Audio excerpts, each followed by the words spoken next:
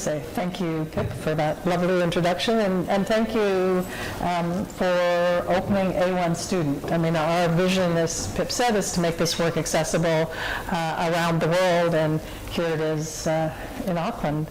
So thank you. Thank you. And thank you for coming out tonight to hear me talk about what I'm most passionate about. Can you hear me at the back? No? Okay. Can you hear me now? Is that better? Okay. If my voice goes down, I've got a respiratory infection, so just maybe put your hand up and I'll try to talk louder. So thank you for providing me with this opportunity to talk about what I'm incredibly passionate about, which is the human brain and its capacity for change. Our brain really does shape who we are. It filters our perceptions and our understanding of ourselves, of other people, of our world, and our relationship to that world. So, and our brains are kind of unique. I mean, each one of us has our own profile of cognitive strengths and weaknesses. So it really does make you uniquely who you are. And to me, what's incredibly promising is this concept of neuroplasticity, which simply put means that our brain actually isn't hardwired and that it's capable of change across our lifespan. So not only does our brain shape us, but if we can understand and harness these principles of neuroplasticity, we can actually shape our brains. So tonight I just want to take you on a journey into the territory of the human brain.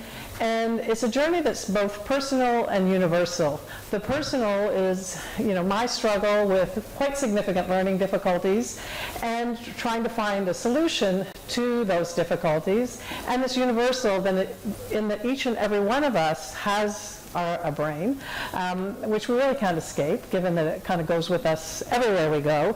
And that brain does influence and shape who we are. So where did I start on this journey? It'd help if I turned this on. Okay. So I started in what I call the time of the pre-neuroplastic paradigm. And this was back in the late 1950s. I was in grade 1. And I was identified as having a learning difficulty. Well, actually, I was identified as having a mental block because the term learning difficulty didn't exist at that time.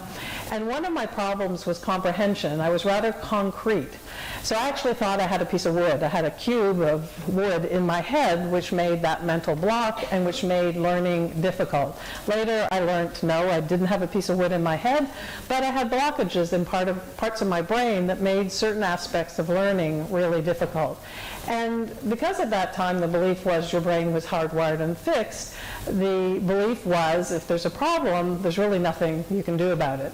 So I overheard my teacher in grade 1 tell my mother not to have high expectations for me, and that I really wasn't going to amount to much, and that all of my education was going to be a struggle. The third one she was right about, that all of my education was a struggle. And I feel like I was given a life sentence in grade 1 to struggle and really asked to accept my limitations and to live within those.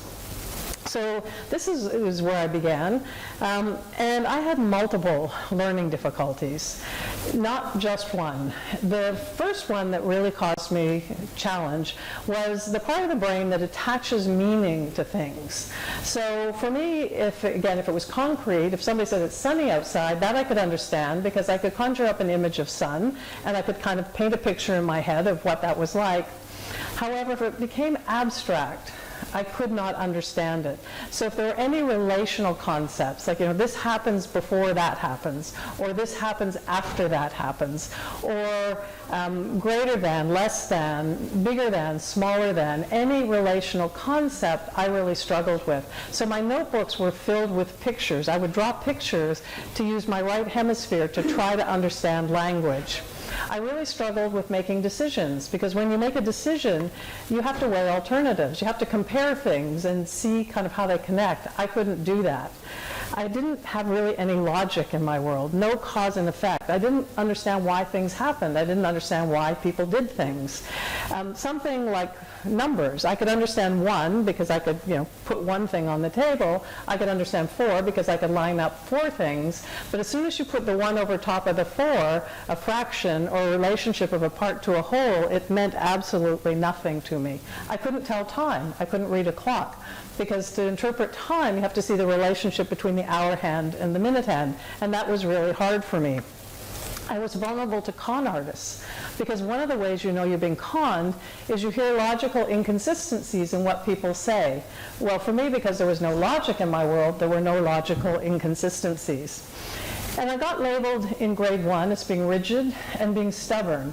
And I was rigid and I was stubborn. And it wasn't coming from an emotional place, it was cognitive.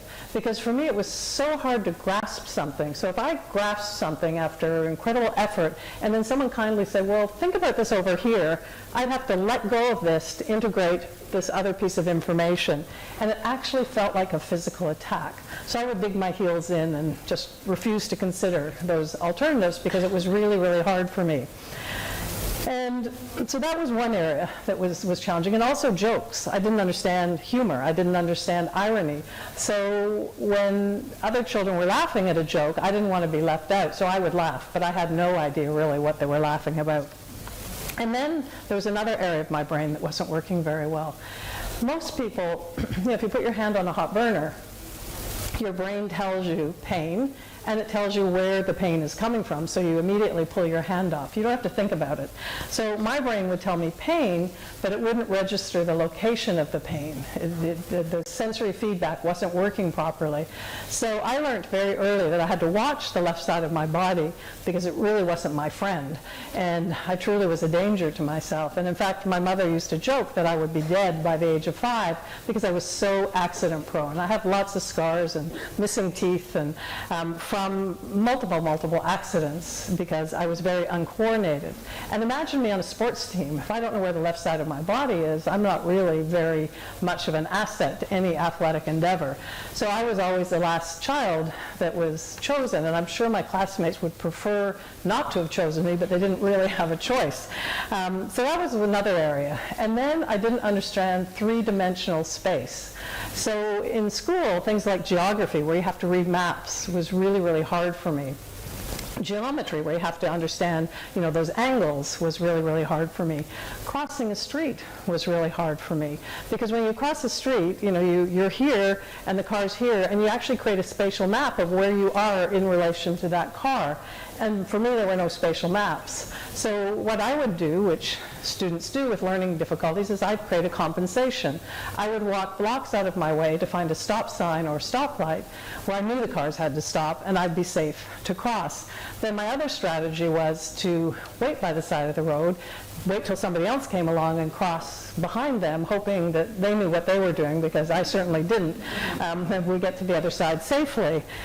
So, and then in high school, I took home economics, and sewing is involved. So anytime you have to go from two-dimensional representation into three-dimensional space, it's a real challenge if you have this difficulty. So I spent as much time ripping out seams as sewing seams, because I would sew things upside down, inside out, backwards. Chess or checkers, anything with a spatial component was really challenging. And some of these problems are hereditary. So my mother and I both had this difficulty, and we were probably at the severe end of the continuum with this problem. And she had a really good attitude. She said whenever we get into a car together that it'll be an adventure. And it was an adventure, because we knew where we were starting because we were there. We knew kind of where we wanted to end up, but there were no maps in our heads. So it was like a black hole in between. And, we always did eventually get there. Never really very quickly, and never usually the same way twice. But as I got older, I asked her, had this ever impacted her in her life, other than it took us longer to get places? And she said that it had, because she'd gone to university to study chemistry back in Canada. And in the first year of her program, her professors told her that that was probably not a good career choice and suggested she exit the chemistry program because she couldn't do those spatial molecule constructions because of the spatial difficulty. So I've come to learn that none of these areas are benign. If there's a difficulty in an area, it will have some kind of impact. So here I was, struggling through school, and over time that really fragmented view of my world led to a very fragmented sense of myself. I developed really low self-esteem, a lot of anxiety, depression, and came to view myself as not very intelligent, and certainly, as my grade 1 teacher said, my schooling was not, school was not a place of joy.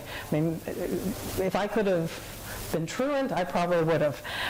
But I did have some strengths. I had a visual photographic memory, so I actually could memorize my notebooks and close my eyes and start at page 1 and go to the last page of my notebook.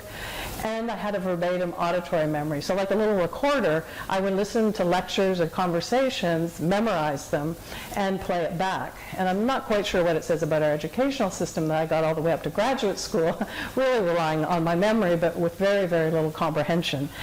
And I did also have good executive functioning, that drive to try to figure things out, but with all the other difficulties, it was really, really hard. And I was also very lucky in my parents. My mother was an educator, and she was determined in grade 1 I was going to learn to read and write and do basic numeracy, so I got flashcards at lunch and flashcards after school, and kind of joked that I became a workaholic in grade 1, but that's what it took for me to get through grade 1, and I did learn to read, and I did learn how to write and do basic numbers, but the fundamental learning difficulty was still there. And then my father was an inventor and a scientist, and he had this belief that he instilled in me that if there's a problem and no solution currently in the world exists, he said it's your responsibility to go out and find a solution. And I had no idea how I was going to do that.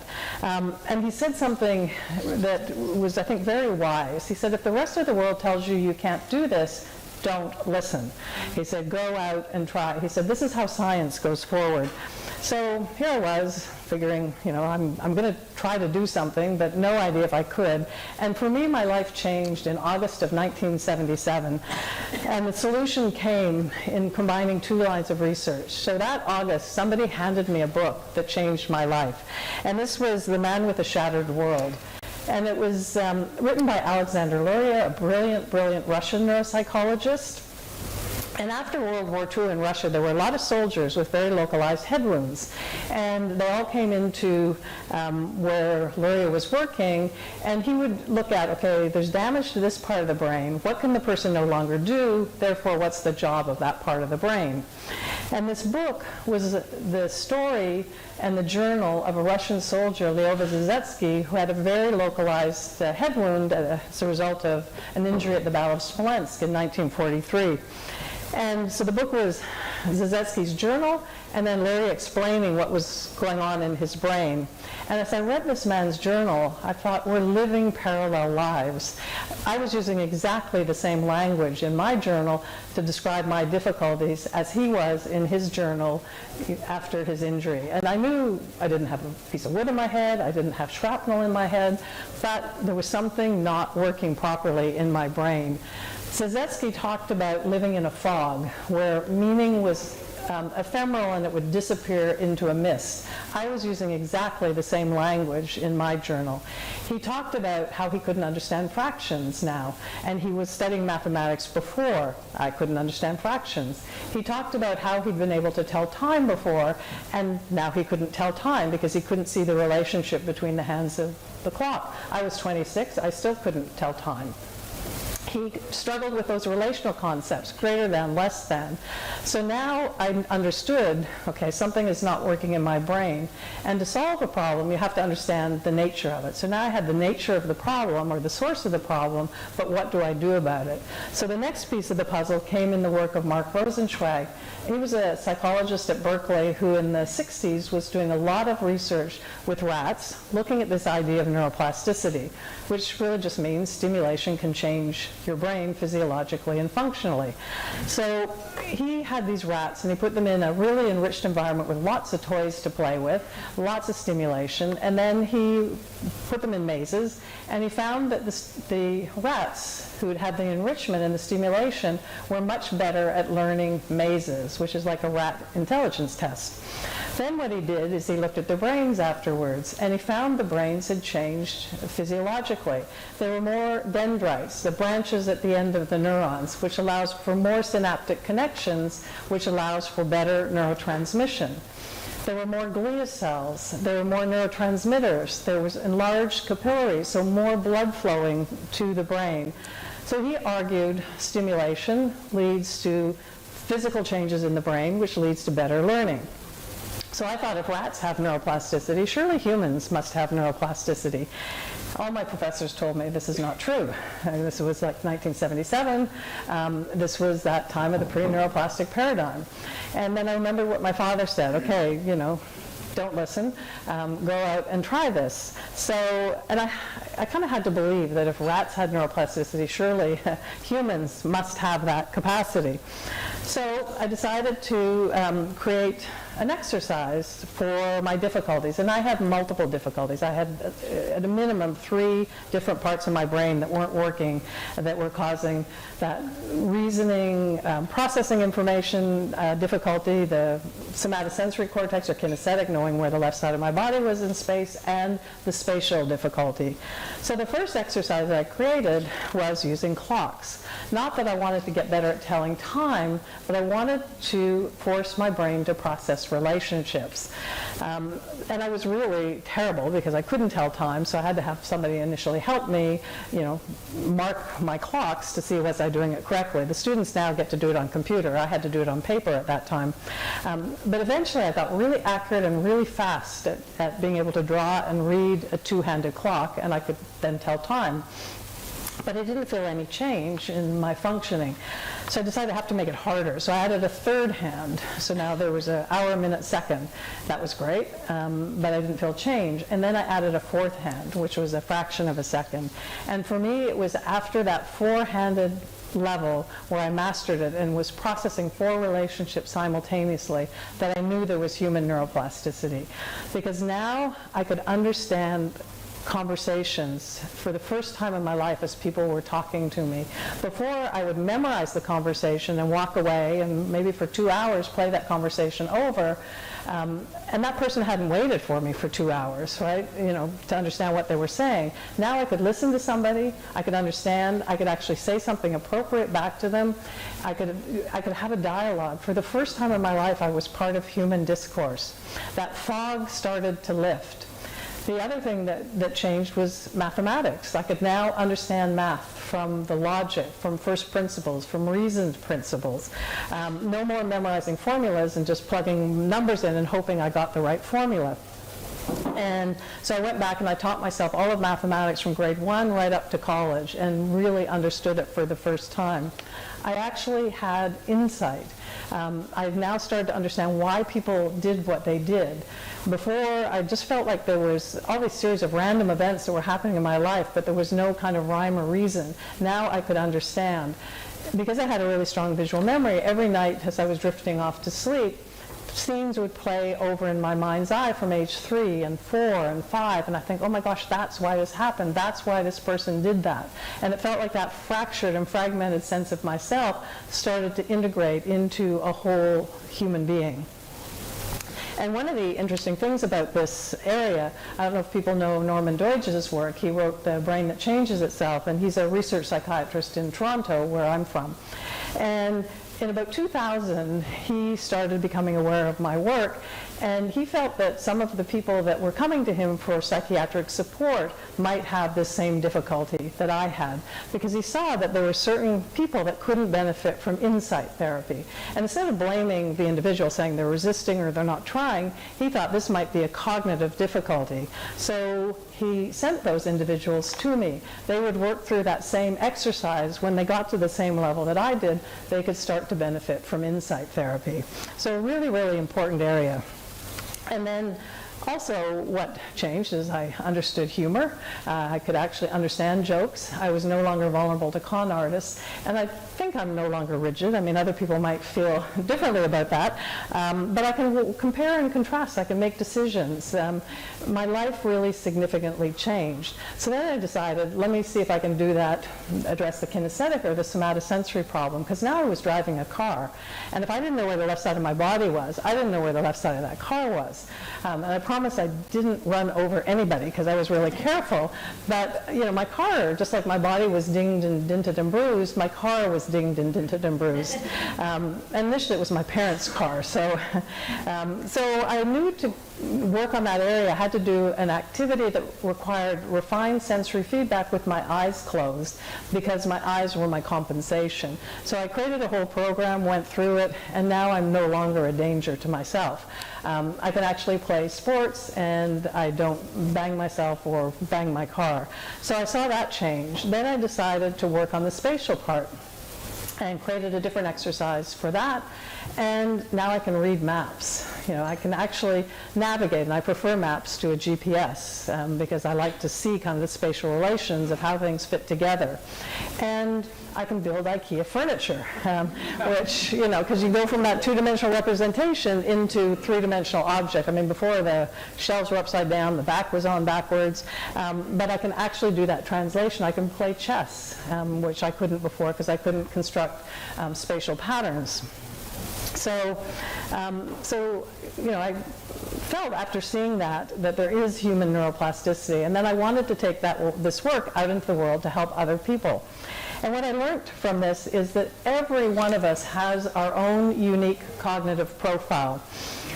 And I mean, if we think about ourselves sitting in this audience, we probably all have something we avoid doing because we just aren't good at it, right? And, you know, and maybe in our life that's not a problem because we've got enough strengths that whatever we're avoiding isn't really limiting us in our life.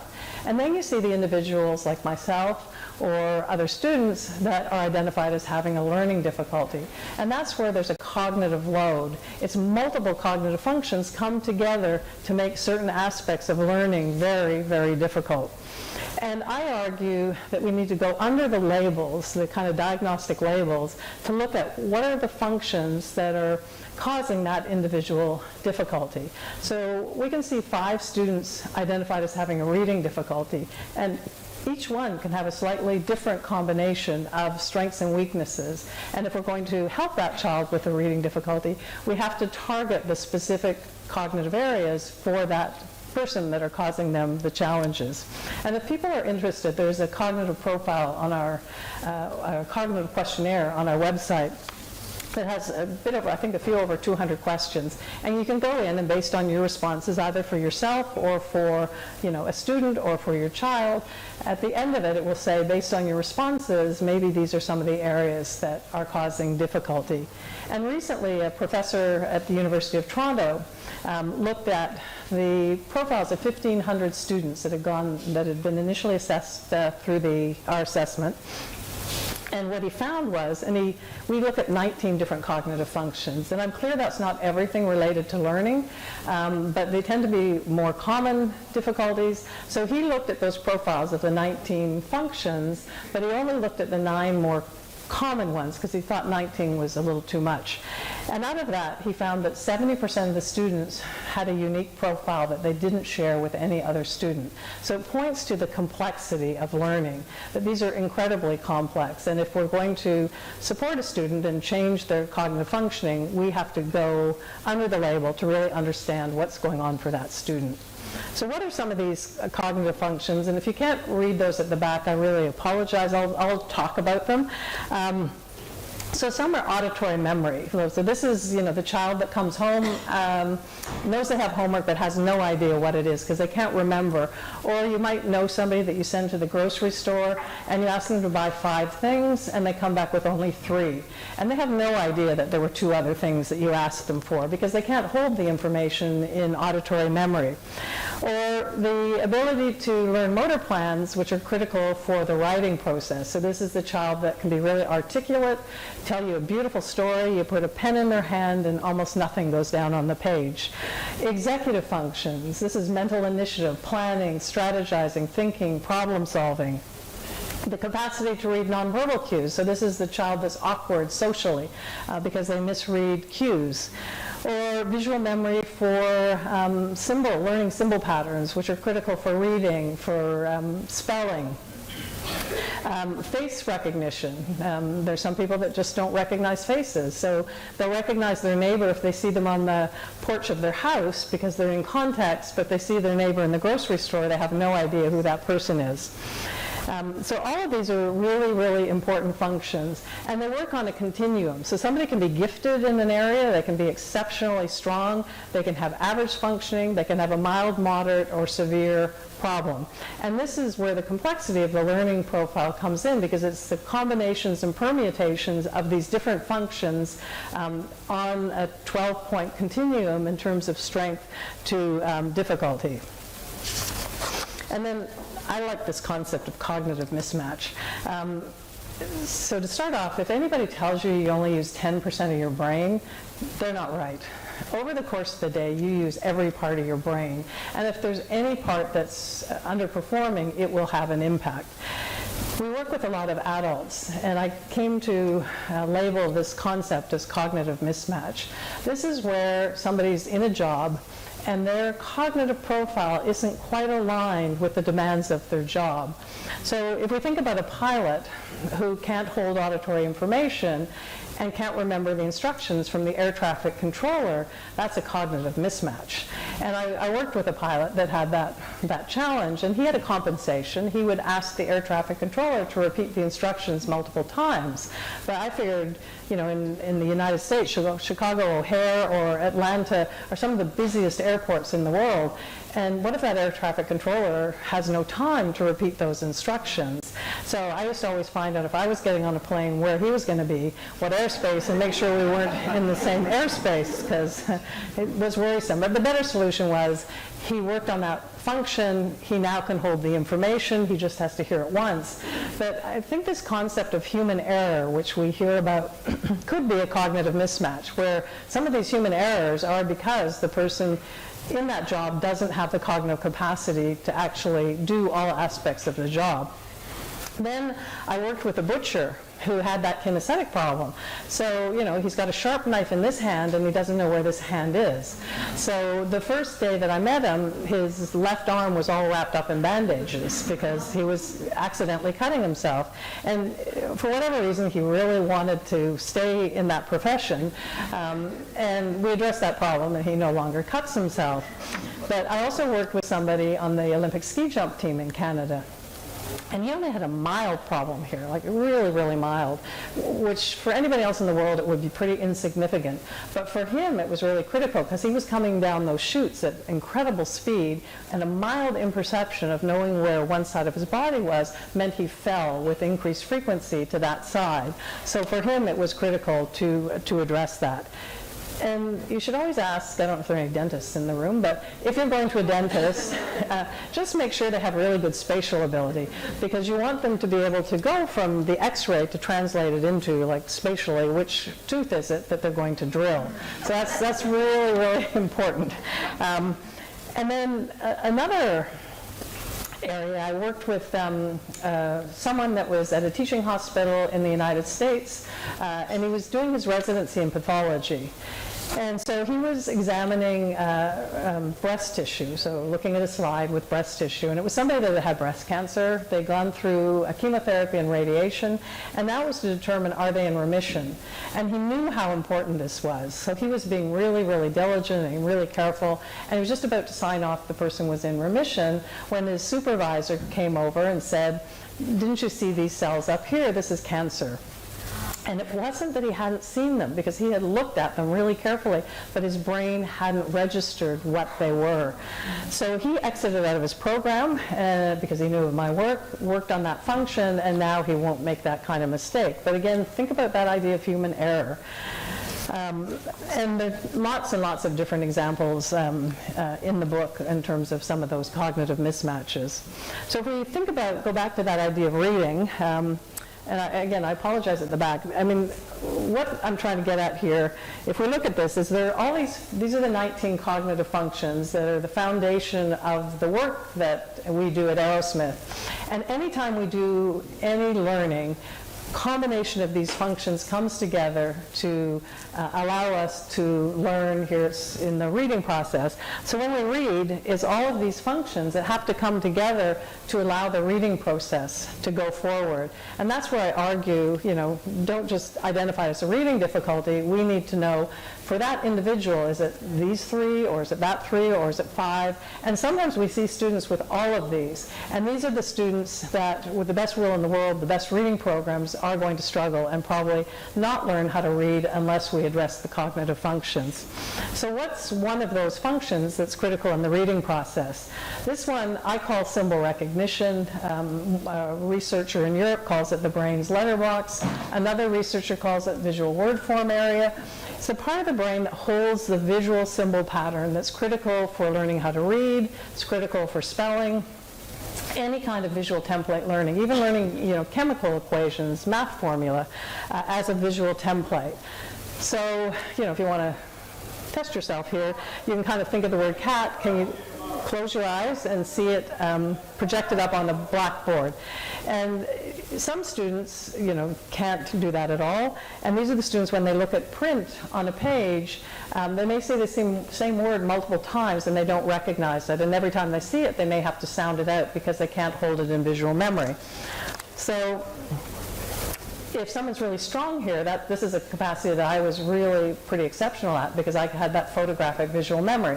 So someone that's strong has photographic memory, they learn how to read, they learn how to spell. If there's a difficulty here, this is the child that really, really struggles with the reading process. So what do we do if a student has this difficulty?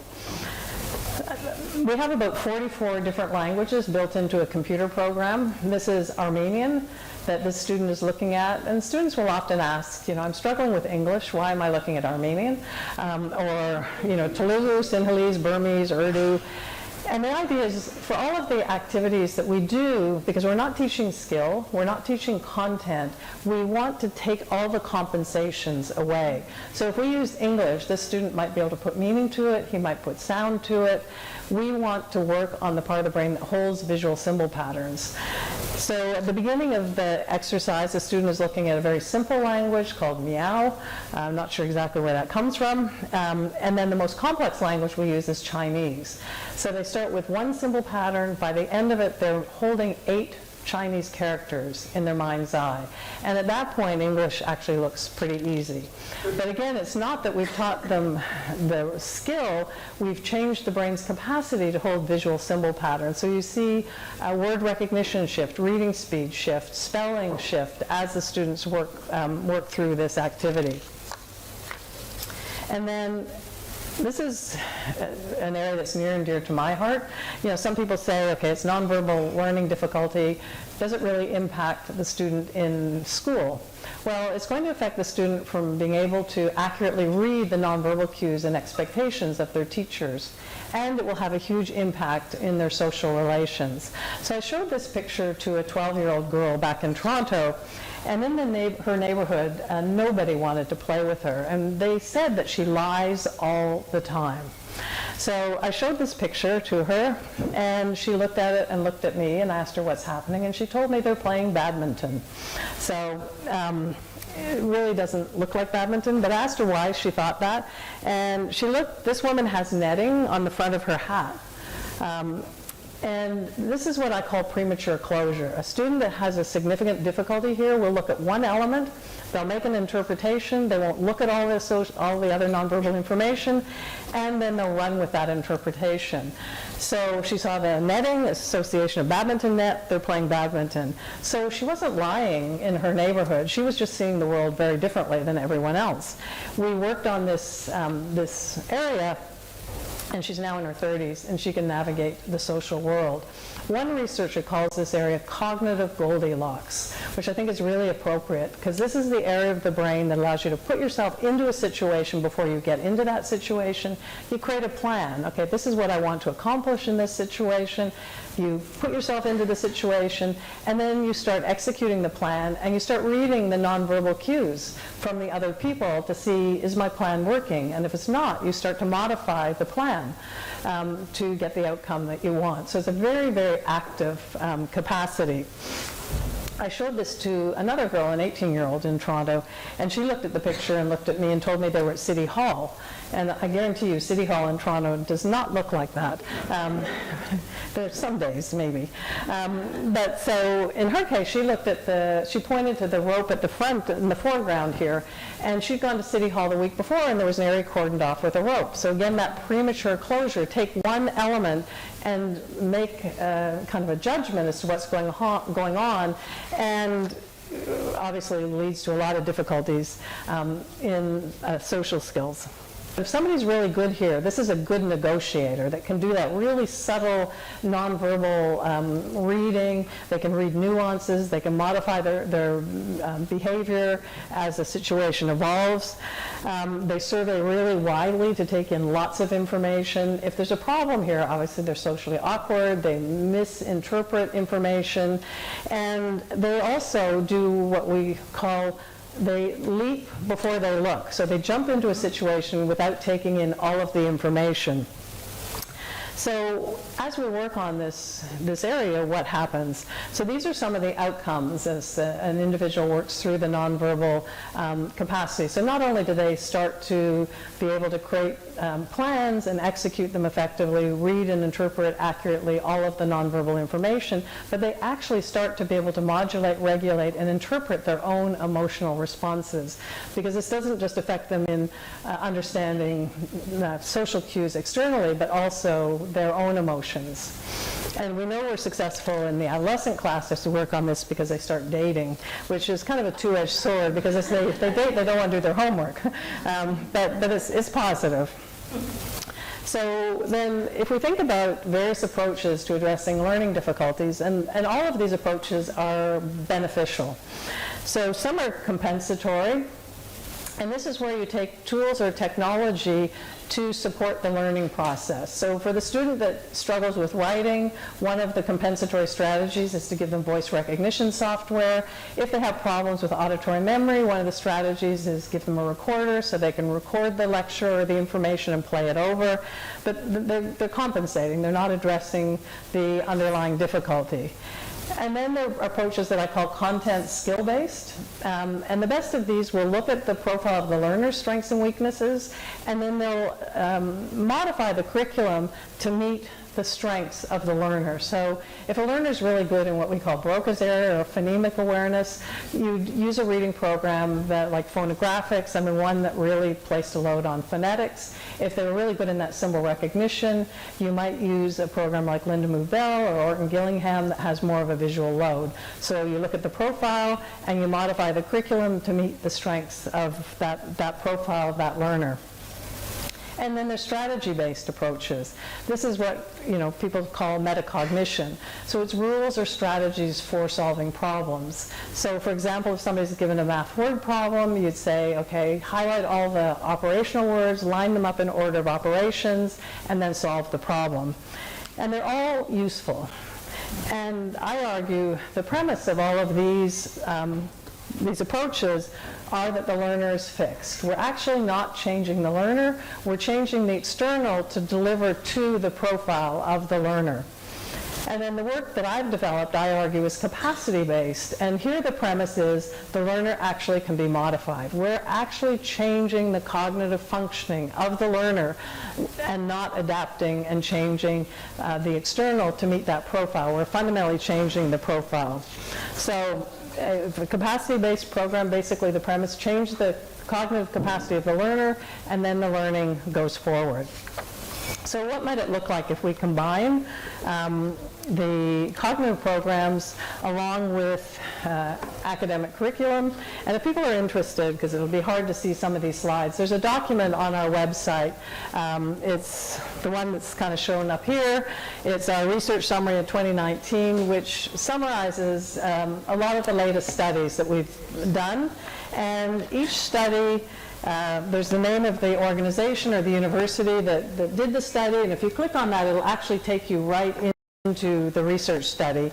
And in some cases, it'll take you into the researchers talking about the results. So if you want more information on the research, you just go on to our website and look at that in more detail.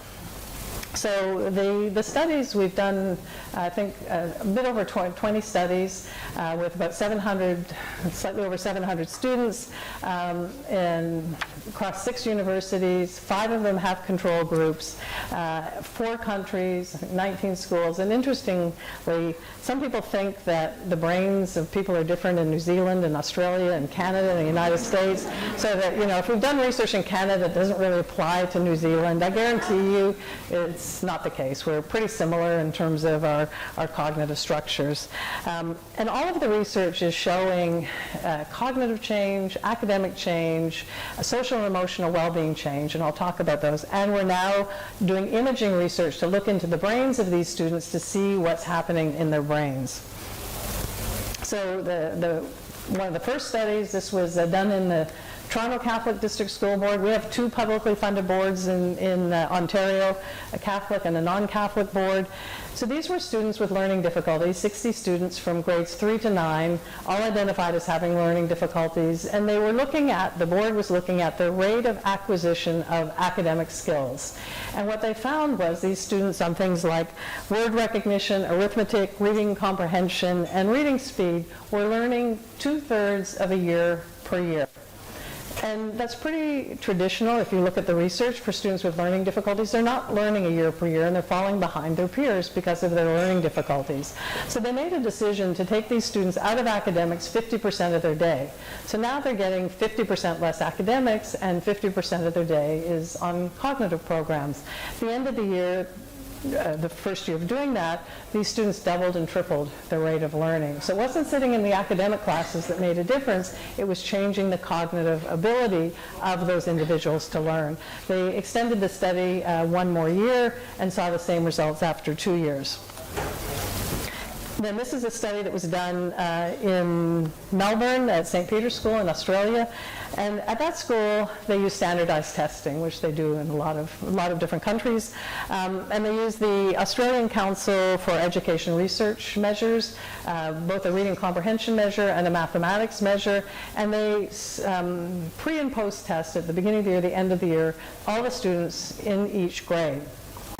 So the students that are in the blue are the students without learning difficulties in the regular class. So they're getting all day, they're getting academic classes. And the students in the orange are the students in the Arrowsmith classroom. So these are students with learning difficulties, and they're only getting 50% of academic exposure over the course of the day. And for every grade on those 2 measures, the students in the Arrowsmith class getting less academics but getting the cognitive program showed more academic growth over the course of the year than the students without the learning difficulty. So again, a different way of looking at the kind of same idea. Change cognitive capacity, you change the acquisition of the learning of the skills. And there's a teacher in South Carolina, the school that's running the program, and she said there's something about Arrowsmith. It makes students excited to try something new. I would argue that it gives them the cognitive capacity to be successful at trying something new. And then this was a study done at the University of British Columbia, and this was published in October in the journal Learning, Research and Practice. And these students are only getting 1 period of math and 1 period of English. The rest of the day is in cognitive programs. And what the research showed, and these are on standardized academic measures, that the students with only that little bit of academics in the cognitive programs for most of the day, actually made significant gains on reading of words, reading fluency, which is reading speed, computation, math fluency, and spelling over the course of the year.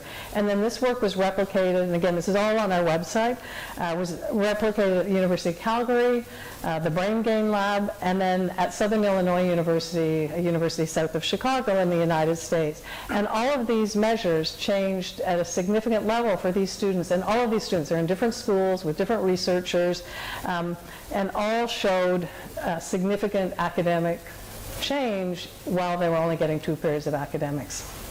And so these are some of the things: word reading, reading comprehension, spelling, math computation, quantitative concepts, which is mathematical reasoning, written expression, written fluency. So again, change cognitive functioning, academic learning goes forward. And the researcher at the University of Calgary made this conclusion at the end of his study. He said, strengthening cognitive or neuropsychological functions presumed to underlie academic achievement deficits improves reading, mathematics, and writing by targeting the cause, the cognitive deficit, rather than the symptoms, the achievement deficit. And then the research also has looked at changes in cognitive performance, which kind of makes sense given it's a cognitive program. And this was Southern Illinois University looking at, again, students that the majority of their day they're working on cognitive programs, and really important cognitive changes that are related to significant aspects of learning. So processing speed, cognitive efficiency, perceptual speed, all of these significantly changed over the course of the year for these students. And then again, these were replicated at the study at the University of Calgary and the study at the University of British Columbia. So all of these cognitive domains that are listed down the side changed significantly. So reasoning, working memory, auditory processing, processing speed, all of these showed significant improvements, statistically significant, over the course of the year for these students. And then this is another study done at the University of British Columbia in Canada. And here they took 2 groups of students. So the red are students in Arrowsmith, so getting 1 period of math and 1 period of English. And the blue are students all identified as having learning difficulties in the school board in Vancouver, who are getting 100% academics, and they're also getting special education support. So no surprise, on the measures of cognition, the Arrowsmith students did better because they're spending most of their day in cognitive programs. But if we look at the achievement, the Arrowsmith students also significantly showed significantly greater gains on academic achievement compared to the students that were getting the special education support. Again, I argue you change the cognitive functioning, the learning goes forward, because we learn with our brains. So if we change that, actually learning becomes more efficient. And then they looked at social, emotional, and behavioral outcomes. This was Dr. Rachel Weber at the University of British Columbia. And so there were a number of measures. These are parents rating their children's behavior at the beginning of the year and the end of the year in 3 schools, 2 in Canada and 1 in the United States, as they were going through the program. And the ADLs at the top, those are activities of daily living. So these are things like being organized, following routines. They all significantly improved for these students over the course of the year. Leadership, social skills, adaptability, parents saw significant improvement in their children. And then the scales below, they consider maladaptive scales, so sort of challenges with behavior like anxiety, depression, withdrawal, somatization, which just means you physically internalize your stress, so you might feel sick to your stomach in the morning and not want to go to school. That reduced. Aggression, hyperactivity. So all of these things changed in a positive direction for these students based on parents' ratings. And then another researcher at the University of British Columbia got really interested in what she was hearing as she heard, students and parents talk about the social and emotional impact of this work. And this is Dr. Kimberly Schonert-Reichel. She works with the Dalai Lama. There's a huge worldwide project right now on how do we create ethical and moral human beings. And she's one of the key researchers to try to develop curriculum for that. So she decided to get in and start doing some of her measurements with these students. And she was quite surprised at what she saw. In Canada, our school year starts in September and it ends in June. And she said students without learning difficulties start to feel much more anxious in May. They feel more stressed, they don't feel as happy, they don't rate as well on measures of well-being. And it makes sense because they're going into exams and they're probably thinking like, why didn't I study? And so it's a stressful period of time for them. But she found that the Arrowsmith students actually started to feel happier and a greater sense of well-being in May than they did in September. And to me it makes sense because they've now got the cognitive wherewithal to handle the demands of exams and of learning. And then she looked at this concept of locus of control, which is really you see yourself as an agent of change in your life. You feel actually that you have some control over the direction of your life. And she saw that students in Arrowsmith made significant improvements on those kinds of measures. And then she used one of Carol Dweck's measures. And if people know, Carol Dweck is the researcher at Stanford that looks at closed and open mindsets. And there's this concept of incremental theory of mind, which means you believe your mind isn't fixed, that you can actually change your mind, you can change your cognitive functioning. Intelligence isn't fixed. And no surprise, you cannot be in an Arrowsmith classroom and believe your intelligence is fixed because you're actually changing your cognitive capacity. So she saw significant improvement from the beginning of the year to the end of the year of students on this measure. And to me, and all these other aspects too, but to me what was really interesting, so these are students. We saw changes in how parents saw their children. These are changes in how students are seeing themselves. And then they looked at cortisol, and the students loved this part of the research because they got to spit several times because they collected saliva to measure their cortisol. And there was actually reduction in cortisol levels, which is the stress hormone. So parents are seeing changes, the students are seeing changes, and physiologically the body is changing. So really, really important. So with these students with learning difficulties, we're seeing academic changes, cognitive changes, changes on social emotional well-being. And then we've done some research looking at students without learning difficulties and are there benefits to this work with them. And so this was a school in New South Wales, a state school, and they had 4 grade 1 classes, and they asked, would we put one of the exercises, the motor planning exercise, in one of the classes in grade 1? And so we said, sure, we'd love to try that. And so with those students, 30 minutes a day, they're doing the motor plan exercise, which is important for writing, but it's also important for eye tracking, motor plans, and reading. And they decided to test the students at the beginning of the year and the end of the year in the 4 classes on a test called the WOLD. So it's a test of how quickly and accurately can you copy sentence material. And what they found was the students getting 30 minutes a day just in the regular classroom of that exercise improved 85% on that test over the course of the year. The other 3 classes, it was between 10 to 40%. So that small amount of work made that significant improvement in their ability to write. Then what they decided to do at the beginning of the study, there were 5 students in kindergarten who'd been identified as at risk for reading difficulties. So they put all 5 of those students into the class during that 30 minutes of motor planning.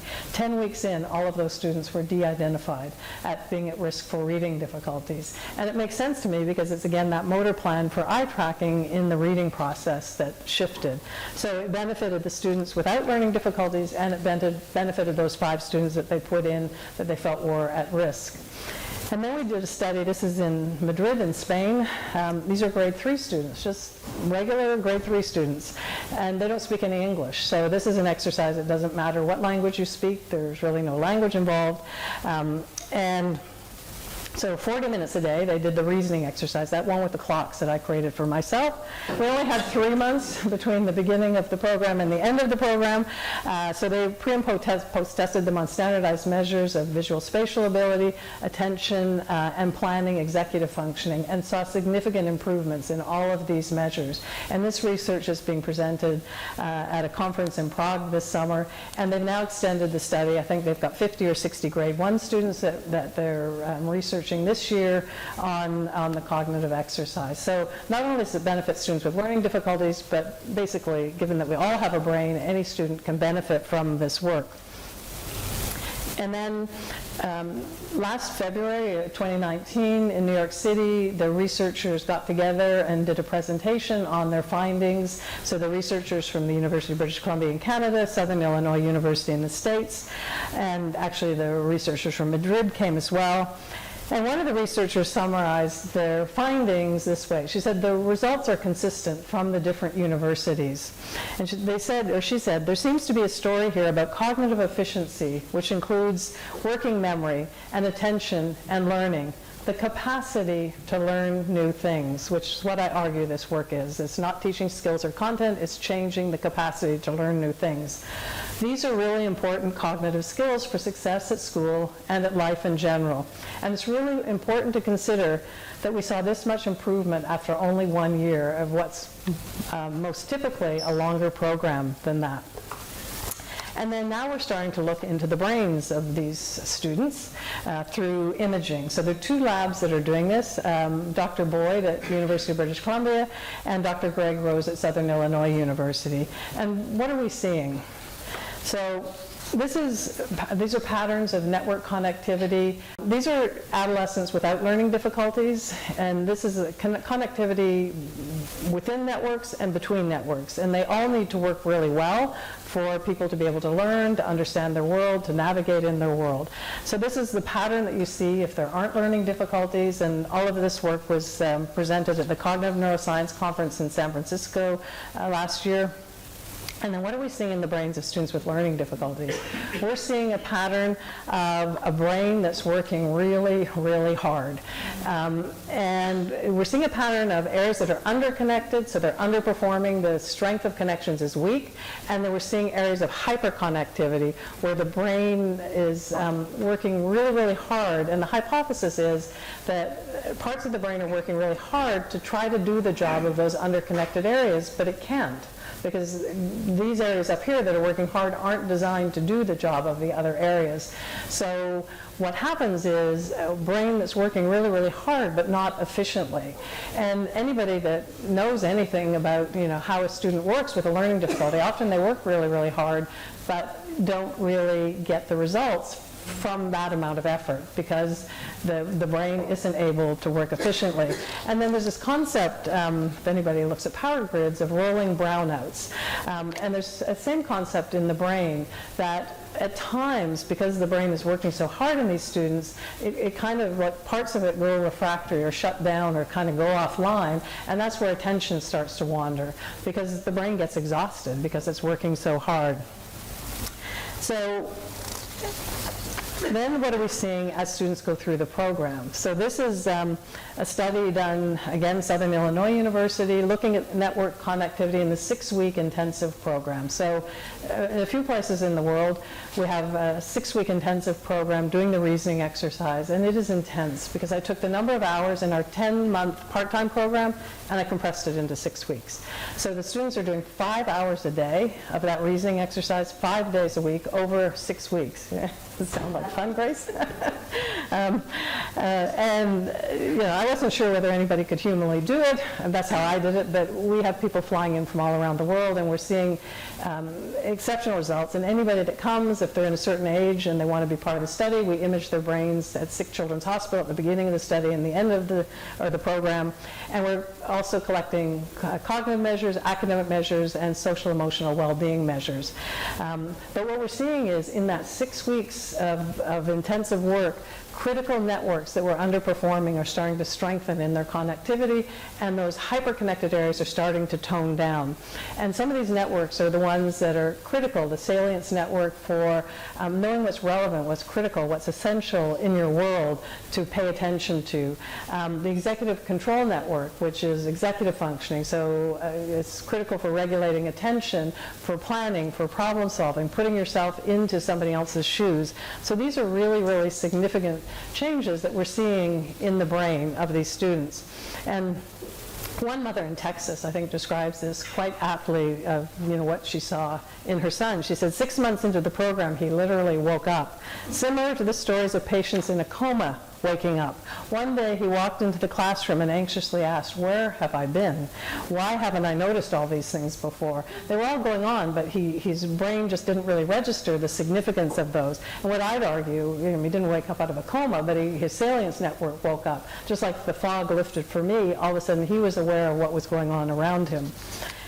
And then What are we seeing in the brains of students that are in the program for the academic year? Similar kind of pattern. We're seeing strengthening in those underconnected areas, and we're seeing a tamping down or relaxing of the hyperconnected areas, and the brain is starting to more approximate that of a student without learning difficulties.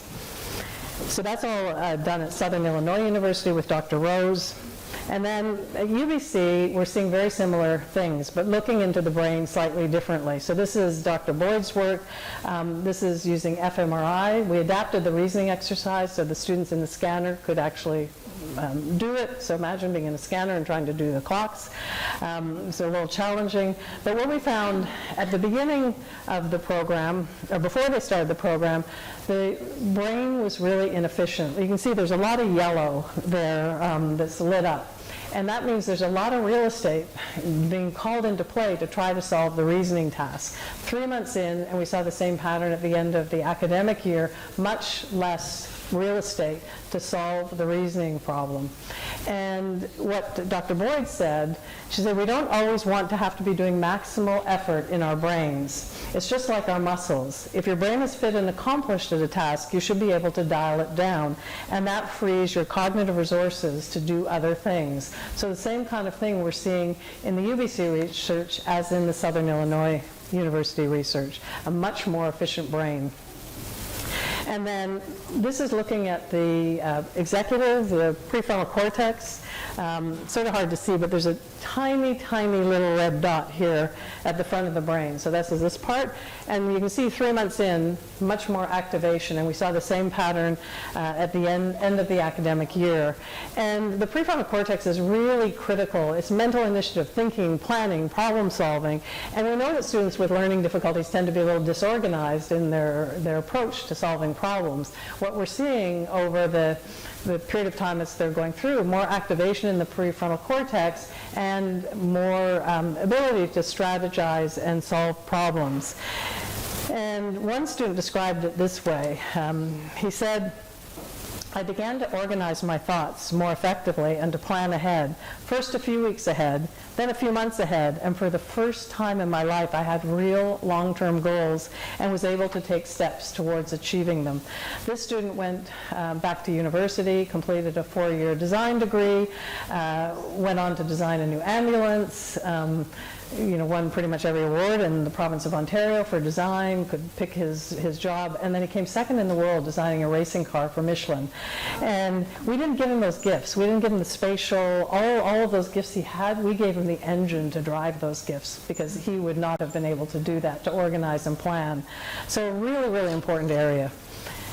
And he's one of the new case studies, Lenny, in the book. And actually he did one of the illustrations in the new chapter in the book. So Greg Rose at this presentation in New York in February of 2019 asked a question, and as a good researcher, he likes to answer it. So he asked, what have we learned?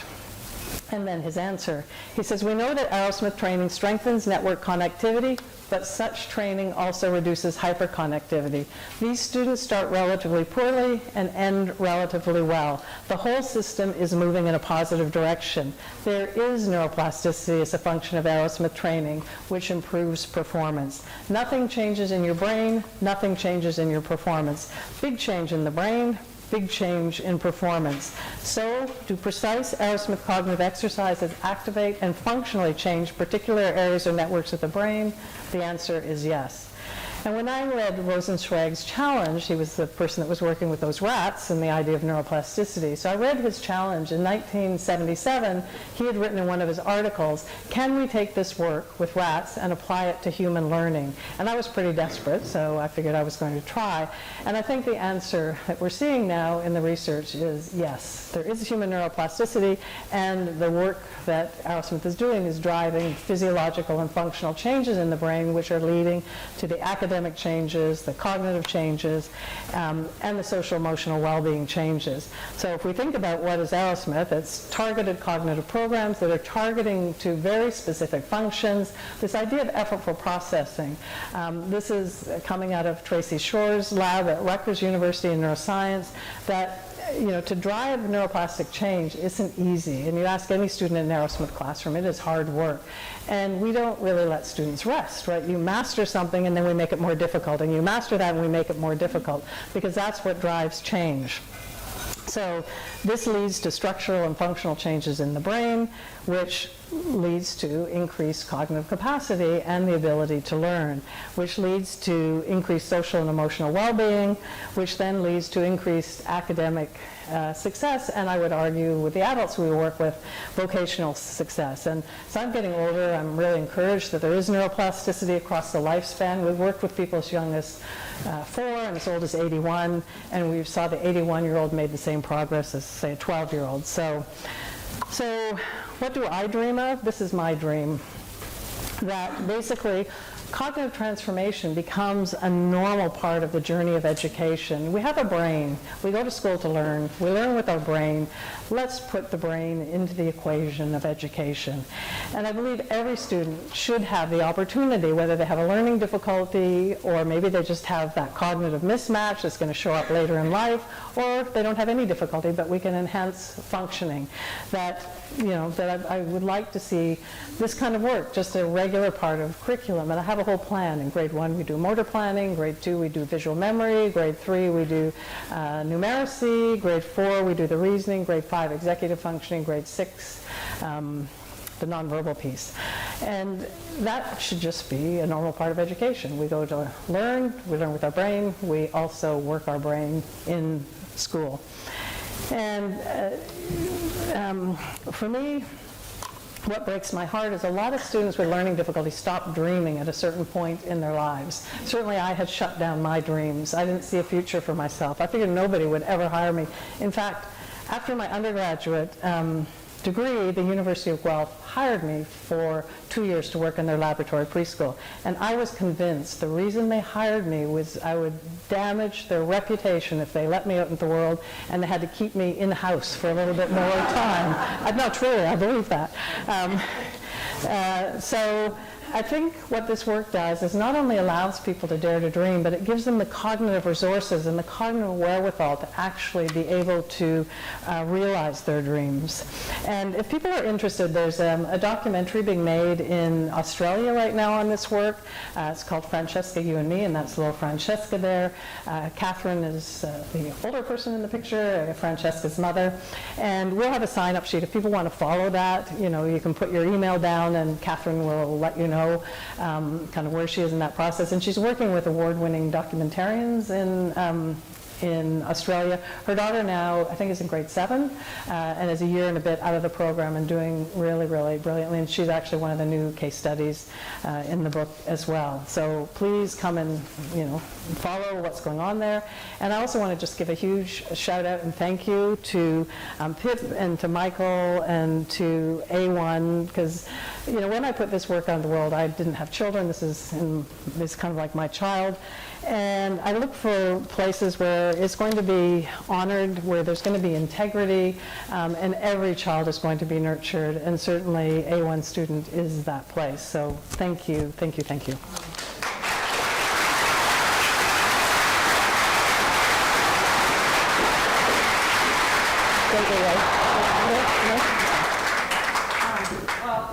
That's very humbling to me.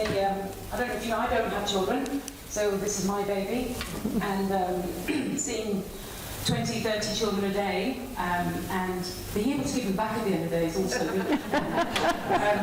They're my life's work, and I wouldn't have it any other way. And there's so many wonderful people in this room that I know. Angela's here from Finlayson Park, Debbie Gilmore here, the Executive Program Director of Arrowsmith. None of this would be possible without them. And the support and love and encouragement I've had from every single family that's in the program or who's been in the program, it makes me get up every morning. Mm-hmm. And if you do what you love, you're on a pretty good wicket. And I love getting up every day to go to work. It's not a job to me; it's a way of life.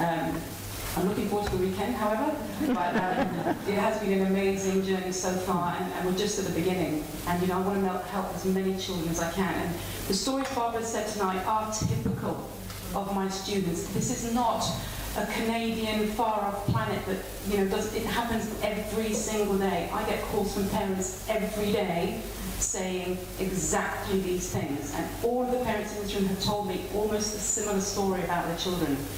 And every single child that's been through the program has benefited from it. Some, like, you would not believe, like Luke is here tonight with Tracy, and Luke was on the program just for a year.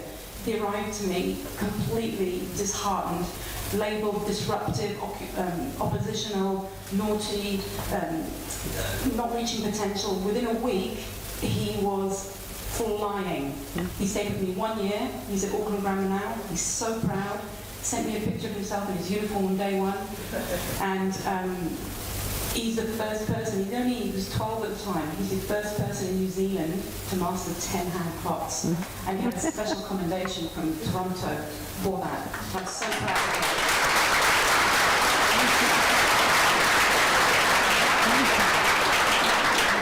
And his lovely mum. Where's Luke? Can you stand up, please, Luke? Now there is back there. There he is. I think he's welcoming some of you in. So kudos, mate. You've done a great job. Yeah, I think he's actually after my job, so. So look, on behalf of A1 student and everyone here tonight, Barbara, we really appreciate you and Debbie taking the time out of your busy schedule in Canada to come and talk to us. And I'm sure, you know, there's a lot of parents here, you know, whose the story's resonating with. And we're all here tonight. Please, you know, get a book from Peter at the back there. Come and get your book signed at the front here with Barbara. I've got some brochures and leaflets if you need to dash off and just take something with you, tangible. Please go ahead. But you know, a huge thank you and a little token of our gratification, something from New Zealand.